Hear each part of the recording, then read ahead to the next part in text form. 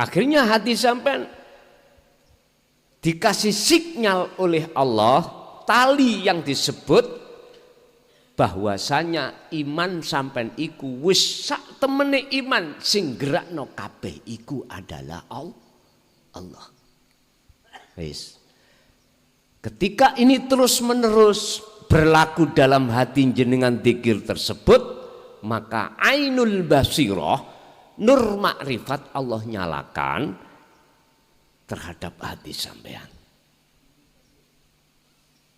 Nah, kalau nur makrifat itu sudah Allah nyalakan dalam hati sampean, maka semua apa yang tadinya dalam hati kita masih ada merasa selain Allah itu wujud, saknalika seketika itu juga hilang.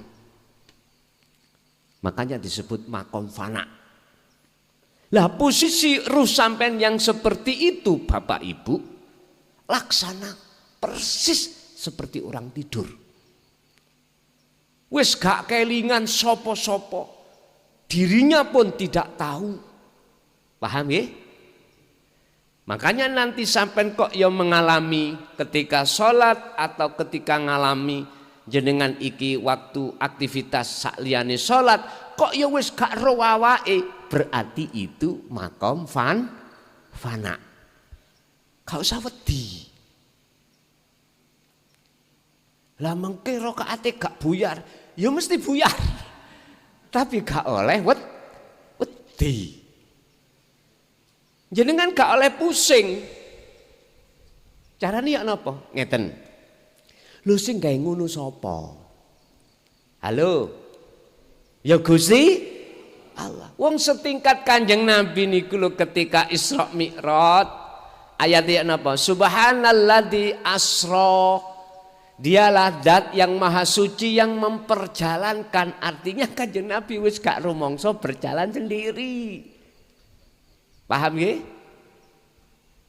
Oleh karena tidak bisa merasa berjalan sendiri, akhirnya yang memperjalankan itu Allah. Wis, tak kasih contoh. Niki korean. Iki makhluk. Kula minangka Gusti Allah. Niki kok jawabane ngeten sampean, apakah korean itu yang bisa menghadap kula? Apa tah korean oleh ngadep kula sebab tak dep ning kula? Ngeten, sampeyan tingali. Korean isok berangkat dhewe, apa tah korean itu kula jemput?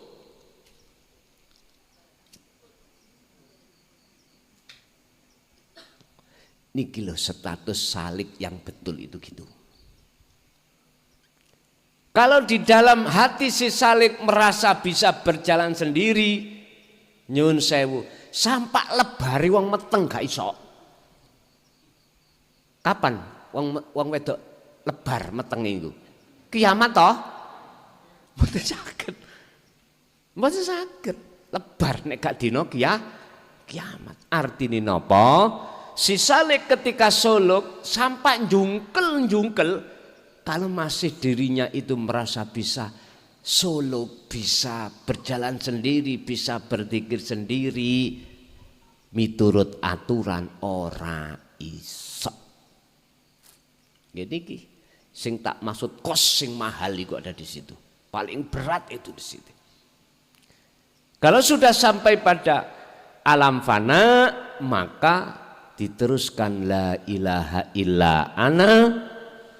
Tauhidnya yang berlaku dalam hati jenengan hanyalah aku Allah.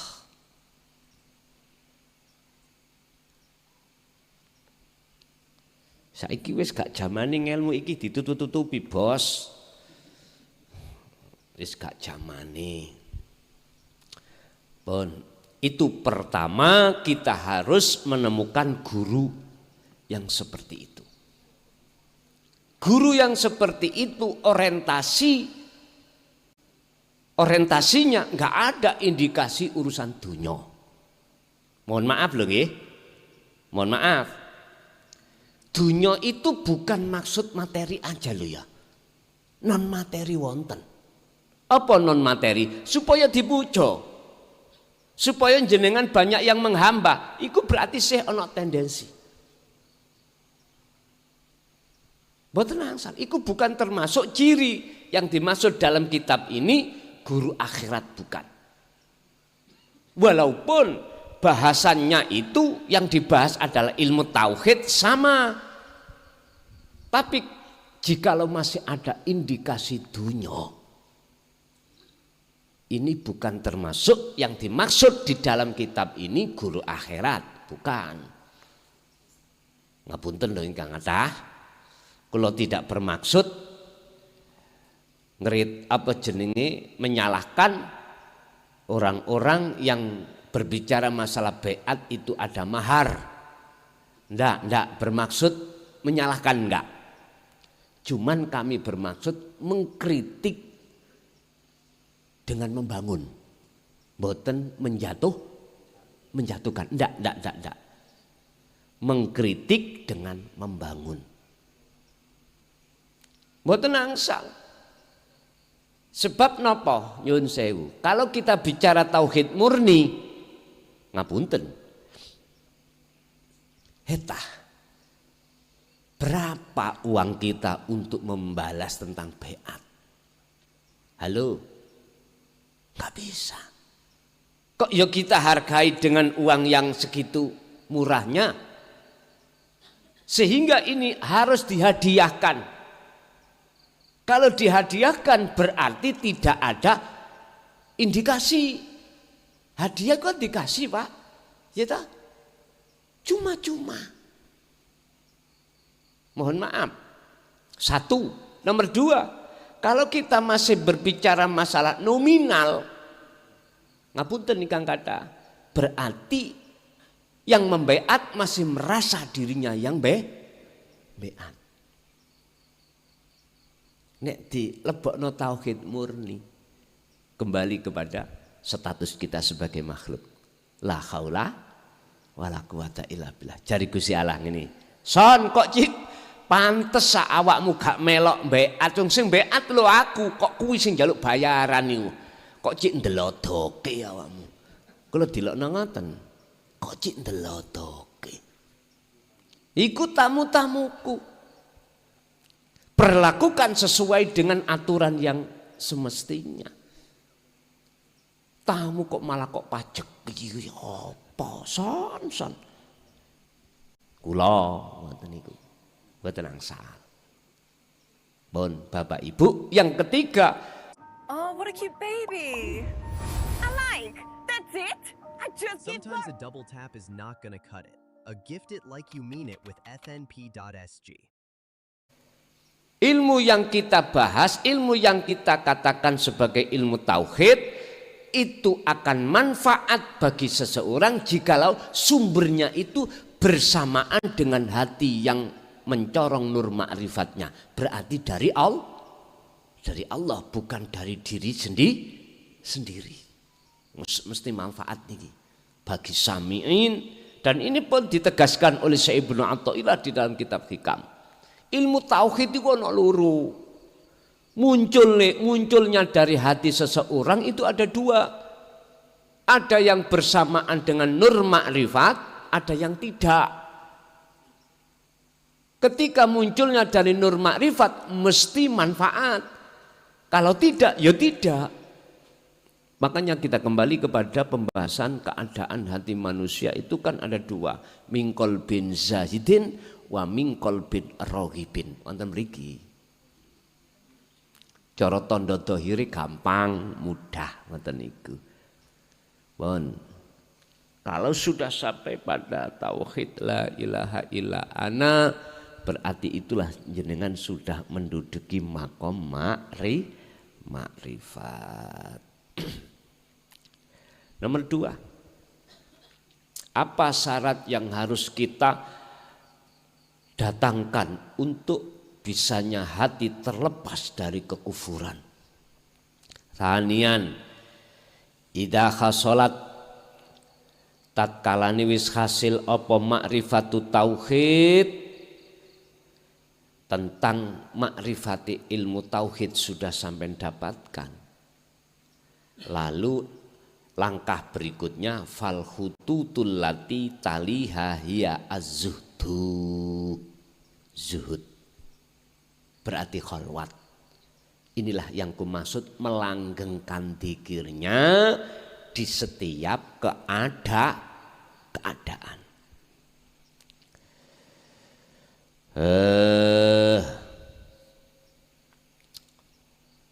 Yang keempat, apa yang harus kita lakukan ketika sudah posisi kita itu, langkah kita itu sudah khalwat, sudah zuhud di setiap keadaan.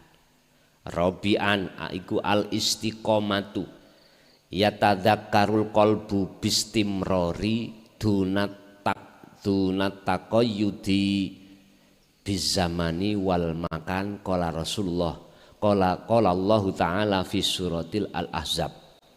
Kita harus terus menerus mengistiqomahkan dzikir itu dalam bizamani ing dalam keadaan, waktu, wal makan lan tempat. Wis gak ndelok tempat, gak ndelok, gak melihat tempat atau gak melihat waktu, hati terus berzikir.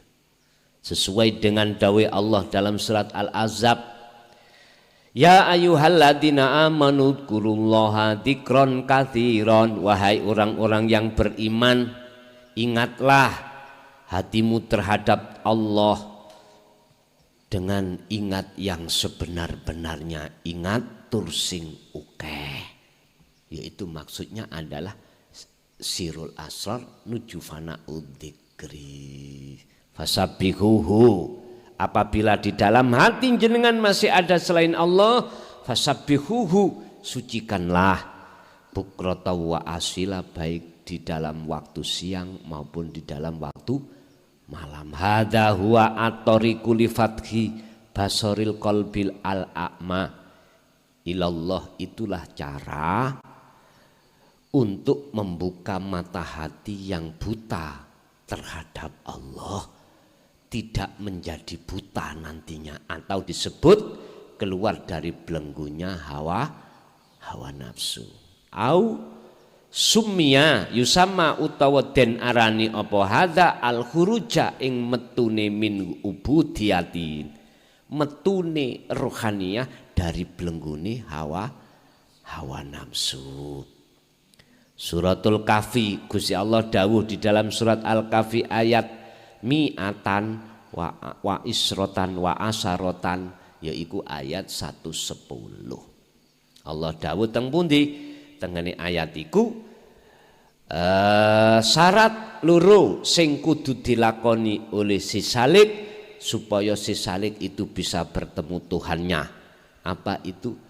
Fal ya'mal amalan soleh. Berarti jenengan solihan, jenengan iki wajib tidak mengenal waktu dan tempat, hati terus berzikir. Itulah perbuatan hati yang soleh. Yang kedua, wala yusrik bi ibadati rabbi ahada, dan dalam si salik itu hatinya enggak boleh ada gambar-gambar makhluk. Wis isoke gak ono gambar makhluk, zikir terus dilakukan. Paham Pak nggih? Kesimpulannya, Bapak Ibu, cara hati bisa keluar dari belenggunya hawa nafsu, pertama harus punya guru akhirat.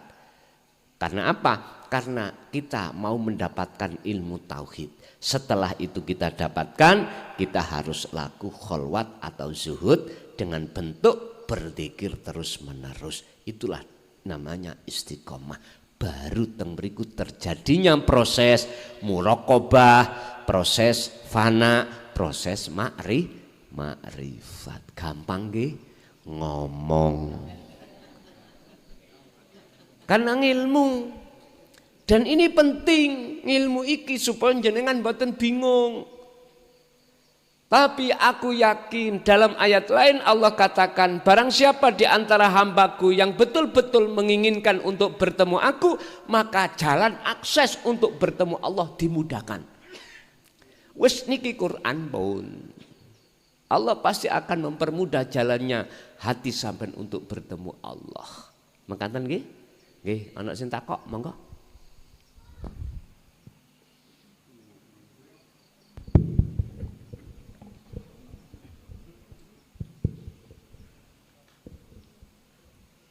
Assalamualaikum Mr. Bell. Waalaikumsalam, Mbak.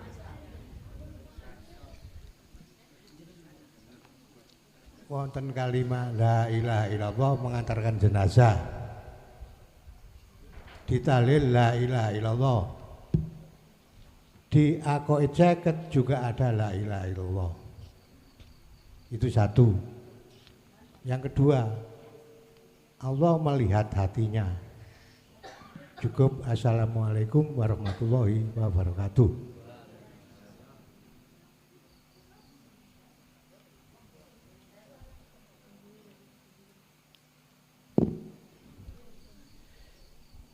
Di dalam ketika saat orang mengantarkan takziah, mengantarkan mayit, mesti diiringi kalimat tauhid la ilaha illallah. Langaten ya?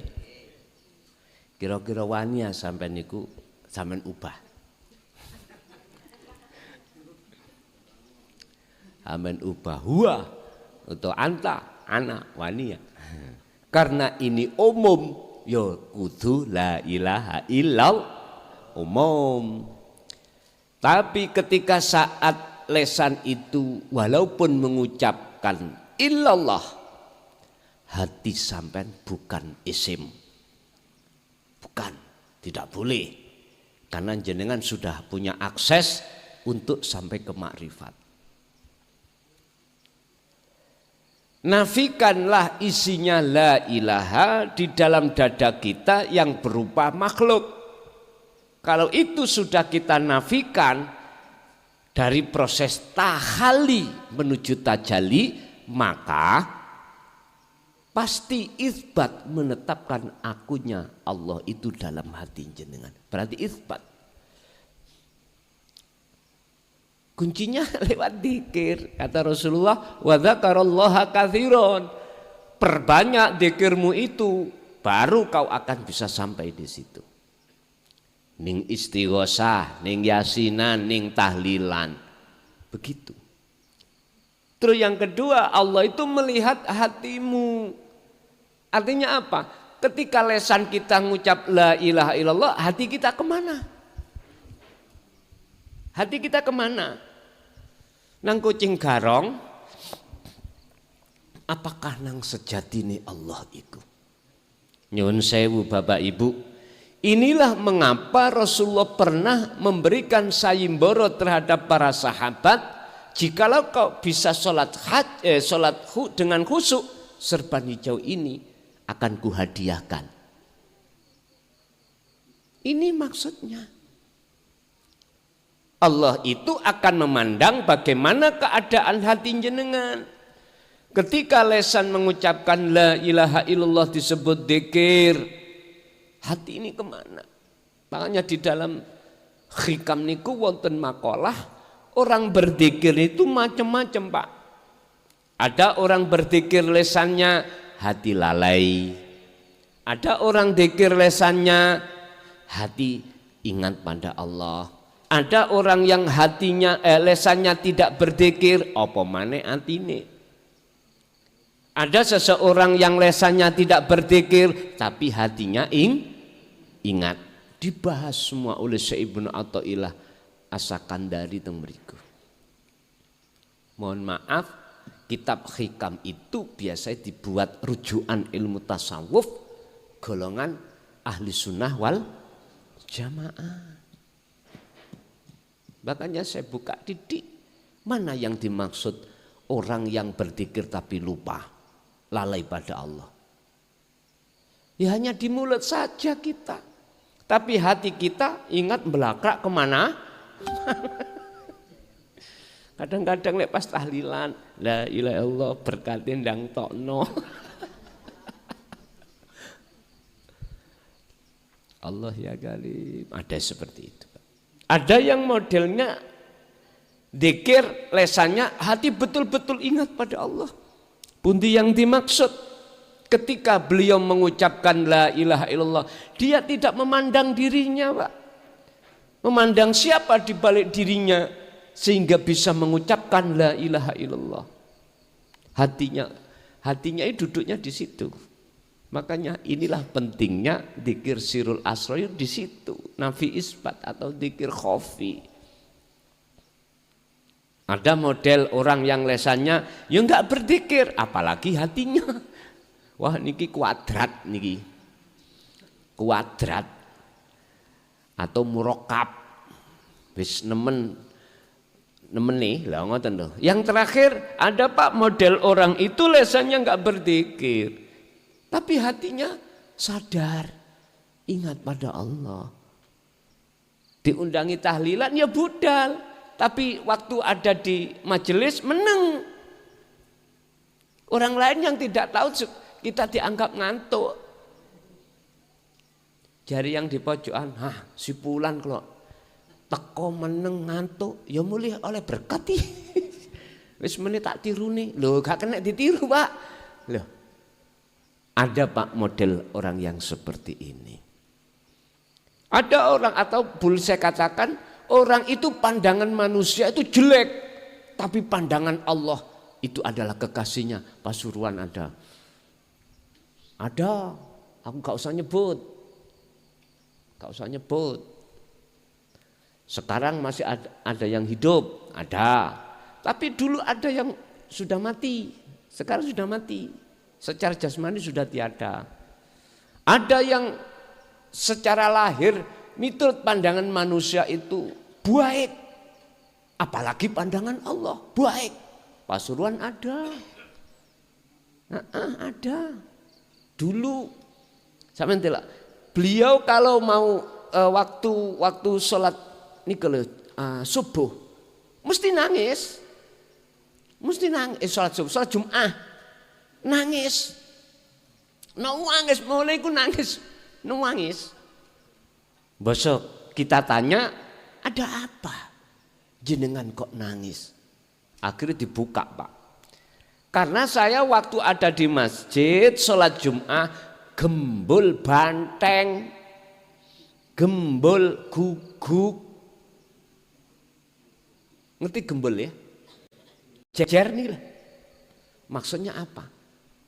Sirai, kepalai dadi anjing, kepalai dadi banteng, kepalai dadi wedhus, ana sing dadi ula. Nangis. Daerah Bangil wonten wis sampeyan delok dhewe ngono, tapi beliaunya sampun wafat beliaunya. Kitab Pak Ikhya kalau pernah ngaji nang beliaunya. Ikhya. Nanti kalau khataman datang beliau Ikhya. Kalau dijekno Ikhya. Ngaji Ikhya. Ya pribadi. Nanti bertiga ya, teman saya 3. Tiang Sudarjo. Ayo ngaji Ikhya nangane Mbah Yai kae. Dia dicek nih. Tapi gak gelem ngaji kuatah tiang mboten purun. Wonten sing muruki kula. Mudaya. Tapi berhubung kula sisteme mulai dari mbah terus dari abah iku wasilun. Bukannya kula menolak, njajal didik nih. Ngestokno ngono Pak ya. Tak estokno jajal tapi nek njur jeding ngoten lho. Lah wis pantesin njur jeding ya, jeding mboten napa-napa. Piye carane ana kunus sehingga jenengan iki saged hilang?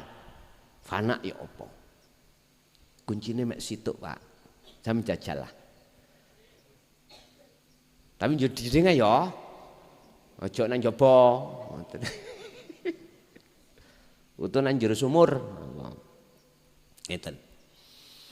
Totokno rasa iku menyang urip. Ngerti totokno? Nek bahasa Rasul Sidratul Muntaha aran notoke kesadaran bahwasanya bukan kita yang wujud, bukan kita yang punya kehendak dan lain sebagainya. Namanya Sidratul Muntaha. Sidrah iku pucuke ngalam dunya. Dalam Quran disebut sidrah niku adalah pohon bidara. Lah ndukure pucuk niki wis alam akhirat. Jadi gambar alam dunya mboten enten. Termasuk wujud kita enggak ada. Karena posisi jenengan sidrah, notok sidrah kesadaran, muntaha kang notok. Kalau kita makhluk itu tidak ada, alias Adam. Tapi dilu ae aja sesuai lo ya. Enggak apa-apa, tapi dilut ae. Sebentar aja, jangan lama-lama. Sebentar aja. Carane ya sampean totok narasa ning dada sampean bahwasannya segala apa yang terjadi pada diri jenengan kali kula niki le dipenuhi wujude Allah.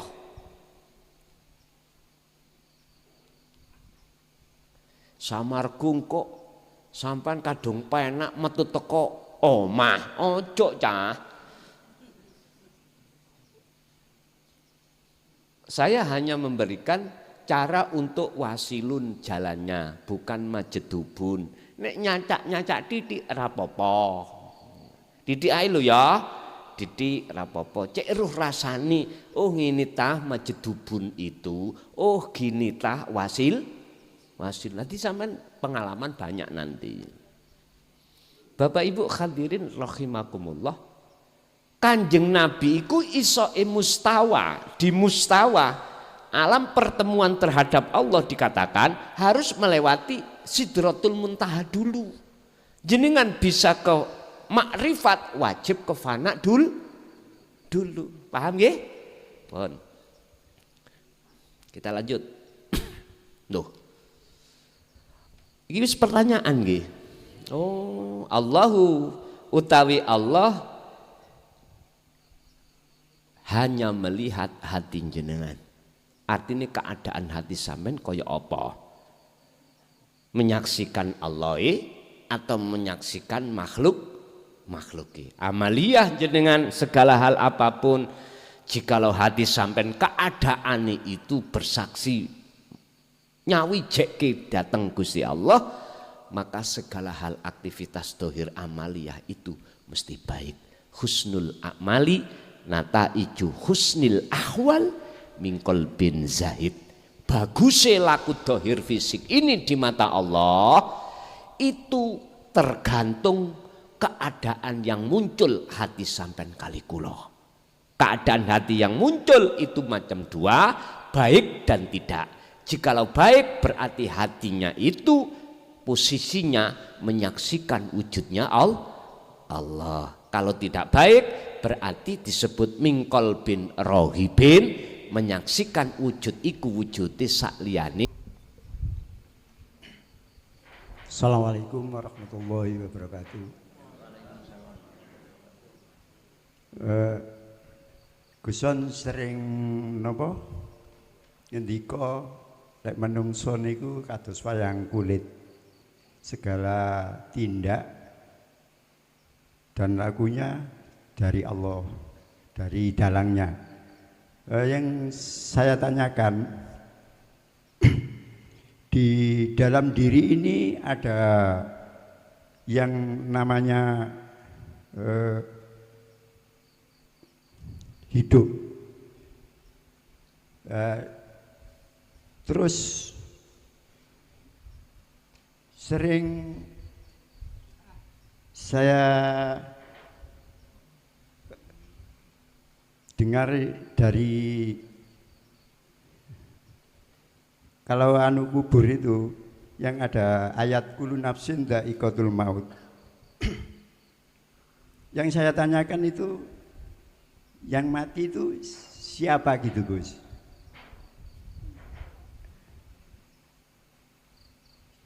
Soalnya yang di dalam diri ini ada yang hidup, yaitu Allah. Untuk yang kedua ini titipan dari anak yang dulu ikut baiat ke Guson dulu. Katanya gini, ya katanya Allah itu satu. Loh, saya dengar-dengar Guson itu di setiap ada pengajian itu setiap makhluk itu ada Allah. Itu kalau gitu Allah itu banyak ya, banyak bilangnya gitu. Saya tidak bisa menjelaskan masalah ini, tolong diuraikan ke. Untuk yang ketiga kalinya ini minta izin, barangkali teman-teman ini ada niat seumpama kita ini kholwat bareng-bareng, boleh apa enggak gitu Gus. Sekian, assalamualaikum warahmatullahi wabarakatuh.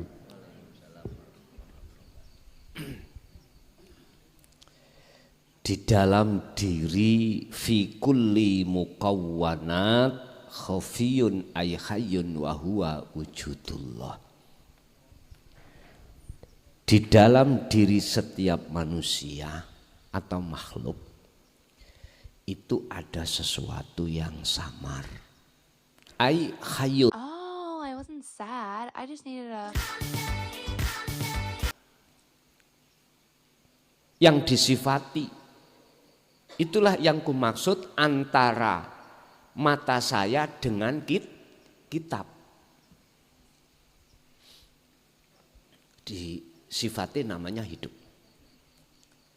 Wahuwa utawi hayyun iku wujudullah, yaiku wujudnya Allah. Terus kalau kita kembalikan pada satu ayat yang mengatakan kullu nafsin dha'iqatul maut, utawi saben-saben diri iku dha'iqatul maut, ngalami kematian. Terus sing mati sing sapa? Ngoten nggih. Pertanyaannya sing mati sing sapa? Inilah Pak yang kumaksud nafekno faktulu anfusakum. Tiadakan keakuan dirimu sebagai makhluk yang wujud, yang gini-gini, tiadakan. Berarti inilah dha'iqatul maut. Lah sing samar mang ya ora. Boleh kami sebut ruh. Tapi ojo disebut ruh iku Allah hidup ketika saat kita masih di posisi salik, ya. Enggak boleh. Enggak boleh. Nanti kalau sudah di posisi zaman di makrifat, saenak bayan. Dan inilah sebagai jawaban yang kedua, bahwasanya jikalau Allah itu ahad, kok banyak diulang. Lah ngaten nggih. Ini ada proses namanya ahadiyah menuju ahad. Ahadiyah kan dulu. Artinya apa? Jangan memandang banyak itu banyak. Pandanglah ahad di dalam banyak. Dengan cara bagaimana? Tiadakan. Yang kita anggap banyak hidup si A, si B, si C. Tiadakan. Si A, si B, si C ini tiadakan. Nek jenengan wis meniadakan itu, inilah proses ahadiyah. Akhirnya apa? Sampailah pada ahad. Oh, hidup si A iku ya ning si B, si B ya nang si C, dan seterusnya. Ini boleh mengingatkan saya ketika saat saya bertanya terhadap beliaunya Mbah Yai Khozin Pondok Ringin Agung, Pak. Sampai kalau dipisui COK. Gara-gara niki, boleh kalau teringat beliaunya itu. Beliaunya sudah almarhum. Cara guru tauhid kula ngoten niku salah satunya beliau iku sing paling kereng. Beh nemen kerenge. Menurut kula. Saya dikatakan pangeran kula, Allah kula kathah. Tapi beliau mengatakan kalau pangeran beliau itu ahad. Kula kan bingung, Pak. Wong Allah iku kok akeh nang aku, nang beliaunya kok ahad. Ternyata jawabane gini. Deloken dodomu iku masihkah punya dzon terhadap sesuatu terus kamu mencintai sesuatu? Jikalau iku kau cintai, kau menganggap ada, berarti ya iku Allahmu. Contoh bojo wong wedok. Ana enggak ning atimu tresna nanggone wujude makhluk wong wedok? Wonten, ya iku Gusti Allahmu. Ngoten gak tambah bingungan iki. Ana maneh awakmu duwe tresna nang nggone dhuwit apa enggak son? Nggih, ya iku pangeranmu. Kuwi tresna nang anak, nggih, ya iku pangeranmu.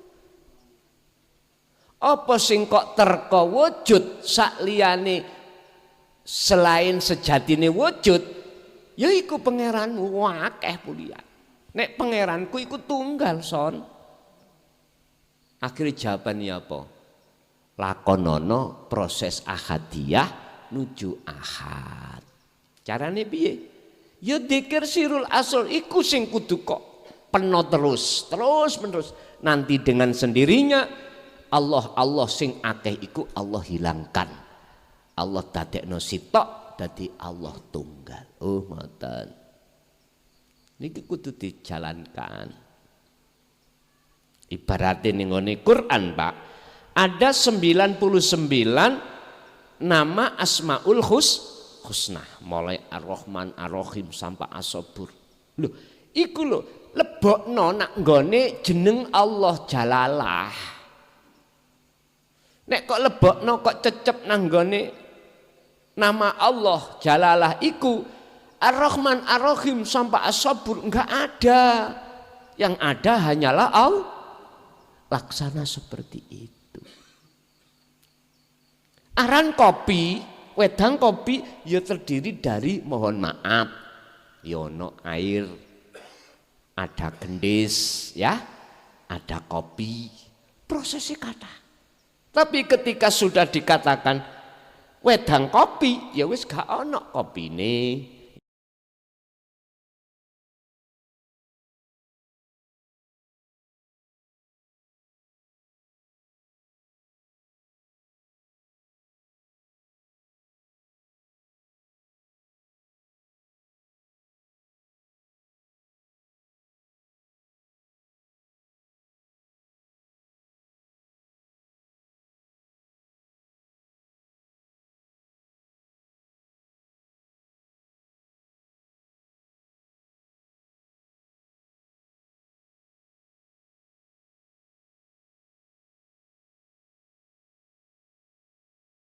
Kopine ya wis gak ana aran gula, wis gak ana aran banyu, arane wedang kopi. Wis ngoten kuwi gampangane ngomong.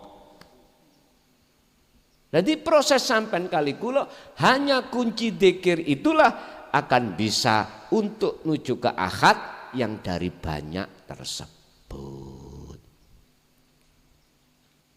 Idin. Yang nomor 3, bolehkah yang namanya khalwat itu kita laksanakan bersamaan? Mboten apa-apa. Wong Gusti Allah iku ya ana papan rame, ya ana papan sepi. Sing penting jenengan saiki sudah tahu bagaimana caranya khalwat. Yang khalwat itu bisa sampai pada kewusulan. Ya ikuti caranya Rasulullah.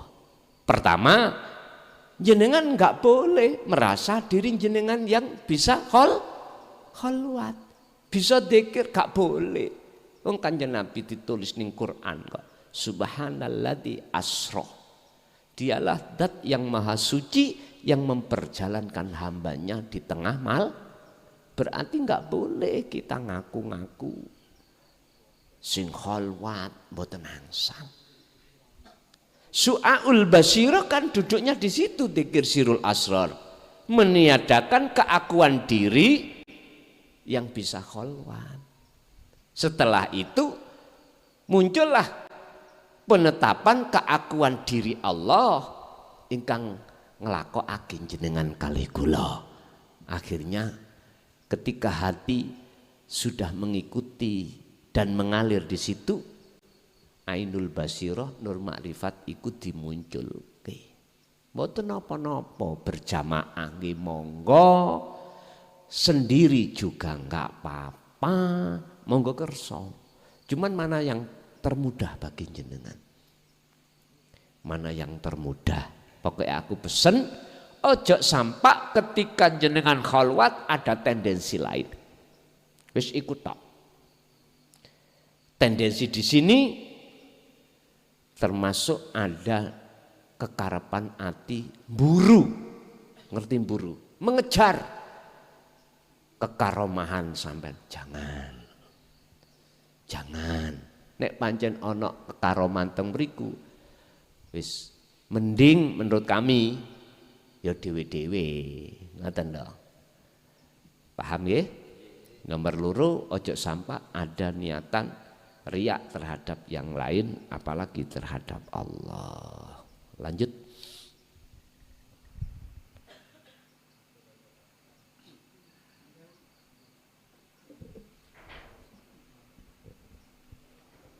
Assalamualaikum warahmatullahi wabarakatuh, Gus. Gus, waktu berkholwat saya setelah mengalami berbagai macam cerita, dan 2 tahun terakhir ini di samping sudah tidak ada apa-apa, walaupun ada apa-apa, otak dan akal ini sudah tidak bisa menerima, Gus, alias sudah tidak tahu setelah selesai kholwat. Matur nuwun, Gus. Wassalamualaikum warahmatullahi wabarakatuh.